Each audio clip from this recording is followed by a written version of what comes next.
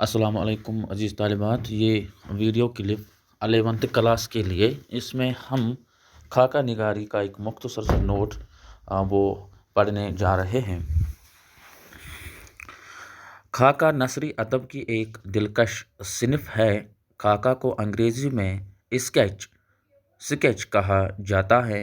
उर्दू में खाका के लिए मुरक्का और कलमी तस्वीर की इस्तिलाहें भी इस्तेमाल की जाती है।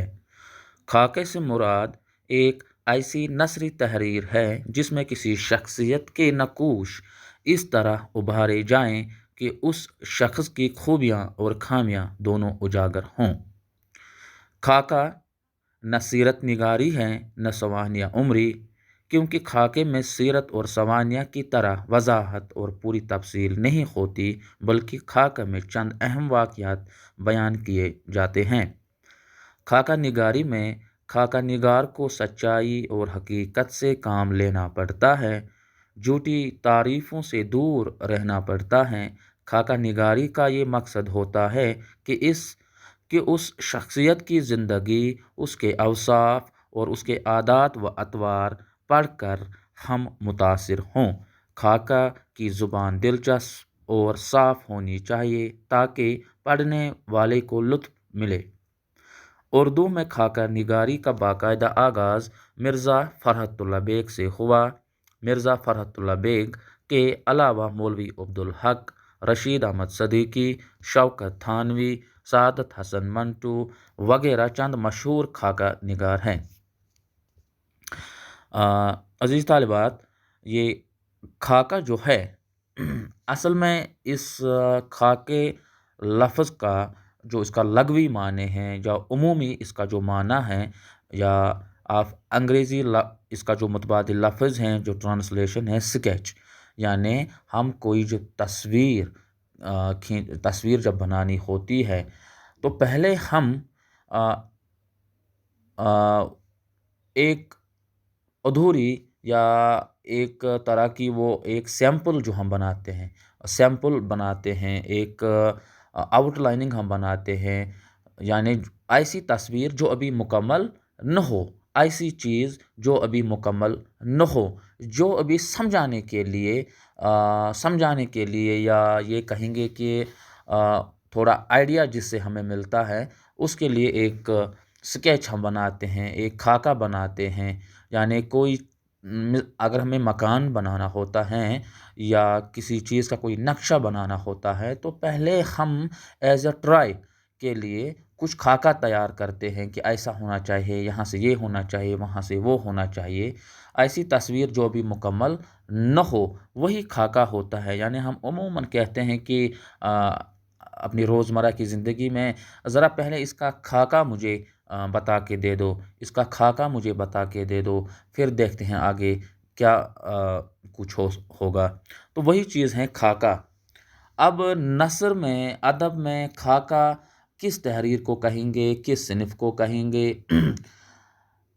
इसके लिए ये बात आपको याद रखनी होगी कि नस्र में या जो अदबी तहरीर है, इसमें खाका ऐसी तहरीर को कहते हैं, खाका ऐसी तहरीर को कहते हैं जो हम किसी शख्स के मुतल्लिक बयान करें। यानी अगर हमें किसी शख्स का इंट्रोडक्शन देना होगा, तारुफ़ करना होगा, या किसी शख्स को दूसरे से मुतारिफ़ कराना होगा जो शख्स उसे नहीं जानता है, जब हम उस दूसरे शख्स के बारे में कुछ बातें कहेंगे, अगर आपको अपने स्कूल का कोई टीचर अपने घर में थोड़ा उसके बारे में बताना है, आपका प्रिंसिपल कौन है, तो आप जो बातें उसके मुतालिक बताएंगे, हमारा प्रिंसिपल ये है, उसका नाम ये है, इस तरह दिखता है, फलानी जगह से वो आते हैं, वो अपनी ड्यूटी के बहुत पाबंद हैं, ईमानदारी से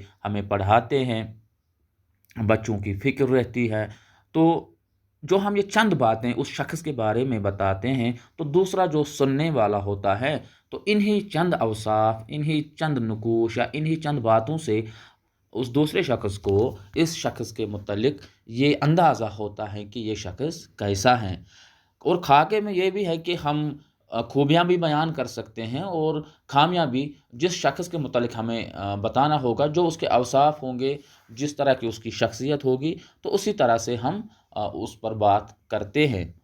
अमूमन खाके जो हैं कामयाब इंसानों के लिए, एक अच्छे इंसान के लिए, एक मुखलिस इंसान के लिए लिखे जाते हैं, ताकि जब हम किसी कामयाब इंसान, किसी नेक इंसान, किसी मेहनती इंसान का जब हम पढ़ेंगे, उसके बारे में चंद बातें सुनेंगे, तो उससे हमें हमारे ज़हन पर एक तासुर होता है कि हम भी उसकी तरह चलें, हम भी उसकी तरह मेहनत करें, हम भी उसकी तरह जो हैं आगे बढ़ने की कोशिश करें, हम भी उसकी तरह, अगर उसे कोई मुश्किलात आई होंगी तो उन मुश्किलातों का सामना करके हम आगे बढ़ेंगे। तो खाका जो हैं, एक तो ये मुख्तसर होता है और इसके पढ़ने का यही फ़ायदा होता है कि हम उस मुतल्लिका शख्स के औसाफ जानकर जो हैं खुद में ऐसे औसाफ पैदा कर सकें।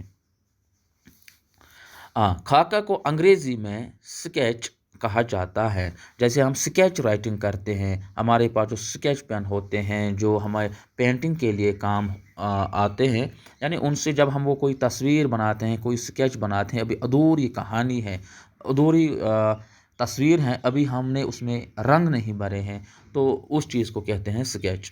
उर्दू में खाका के लिए मुरक्का और कलमी तस्वीर की इस्तिलाहें भी इस्तेमाल की जाती है। उर्दू में इस खाका के लिए, यानी जो अब इसका अदबी नाम है, इसके लिए है कलमी तस्वीर या मुरक्का। मुरक्का के माने हैं कलमी तस्वीर, यानी कलमी तस्वीर आप ये समझिए कि अल्फाजों के ज़रिए किसी शख्स को पेश करना, अल्फाजों के ज़रिए किसी शख्स को पेश करना, उसके बारे में लिखना, तो उसे कहते हैं कलमी तस्वीर। अच्छा, जिसमें किसी शख्सियत के नकूश इस तरह उभारे जाएं कि उस शख्स की खूबियाँ और खामियाँ दोनों उजागर हों, यानी ये ऐसी कलमी तस्वीर होती है, ऐसी तहरीर होती है जिसमें किसी शख्सियत के नकूश, यानी किसी इंसान के नकूश, उसके मुतालिक चंद बातें इस तरह उभारे, यानी उस तरह पेश किए जाते हैं, सामने लाए जाते हैं कि हमें उस शख्स की खूबियाँ और खामियों का पता चल सके। खाका न सीरत निगारी है न सवानिया। अज़ीज़ तालिबात, मैंने आप बार बार ये ज़िक्र किया है इस चीज़ का, नसर में जो इसकी मुख्तलिफ़ असनाफ़ हैं, इसमें सवानिया भी एक सिनफ़ हैं, इसमें सीरत भी एक सिनफ़ हैं।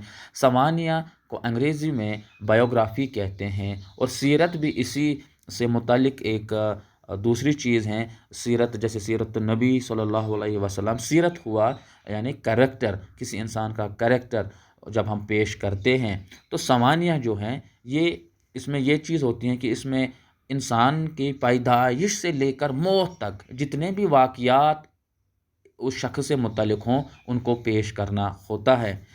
तो सवानियाँ चूँकि तवील होती है, लंबी होती हैं, इसमें पूरी ज़िंदगी बयान की जाती है, सीरत में भी पूरी ज़िंदगी बयान की जाती है, लेकिन ये जो खाका है, इसमें किसी शख्स के चंद ही वाक़यात को पेश किया जाता है। इसीलिए खाका जो है सीरत निगारी और सवानिया निगारी से मुख्तलिफ हैं, क्योंकि सीरत और सवानिया की तरह वज़ाहत और पूरी तफसील नहीं होती। चूँकि ये मुख्तसर होता है, इसमें वज़ाहत नहीं होती, तफसील नहीं होती, बल्कि खाके में चंद अहम वाक़यात बयान किए जाते हैं। खाका निगारी में खाका निगार को सच्चाई और हकीकत से काम लेना पड़ता है। ये यानी अगर हम किसी शख्स के मुतालिक लिखें, उसके बारे में कुछ पेश करें, उसके बारे में जो बातें कहेंगे वो सच होनी चाहिए, हकीकत पर मबनी होनी चाहिए। हमें ख्वामखा उसकी झूठी तारीफ़ें नहीं करनी चाहिए, तो उससे फिर खाके का जो मकसद है वो फिर पूरा नहीं होता। झूठी तारीफ़ों से दूर रहना पड़ता है। खाका निगारी का ये मकसद होता है कि उस शख्सियत की ज़िंदगी, उसके अवसाफ और आदात व अतवार पढ़कर हम मुतासिर हों, यानी जिस शख्स के मुतालिक हम खाका पढ़ें, उस खाका पढ़ने के बाद हम उस शख्स की ज़िंदगी से मुतासिर हों, उसके अवसाफ से, उसके आदात व अतवार से, उसके तौर तरीके से हम मुतासिर हों। خاکہ کی زبان دلچسپ اور صاف ہونی چاہیے تاکہ پڑھنے والے کو لطف ملے۔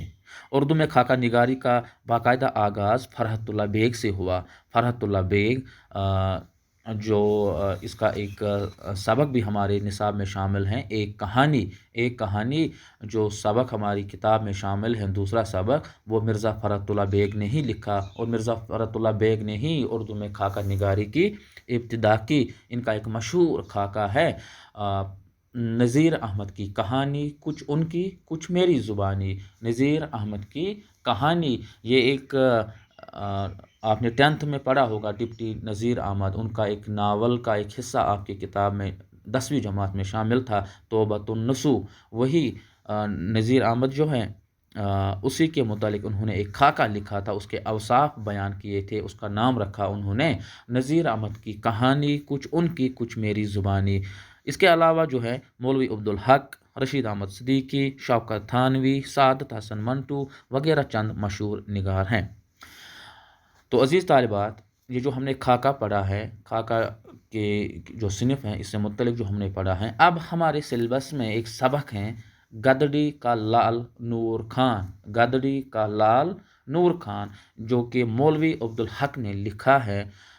گدڑی کا لال نور خان ایک خاکہ ہے۔ انشاءاللہ جب ہم اس سبق پر پہنچیں گے تو آپ کو وہاں یہ چیز معلوم ہوگی کہ خاکہ جو ہے کس طرح لکھا جاتا ہے، کس طرح ایک انسان کے اوصاف بیان کیے جاتے ہیں۔ شکریہ۔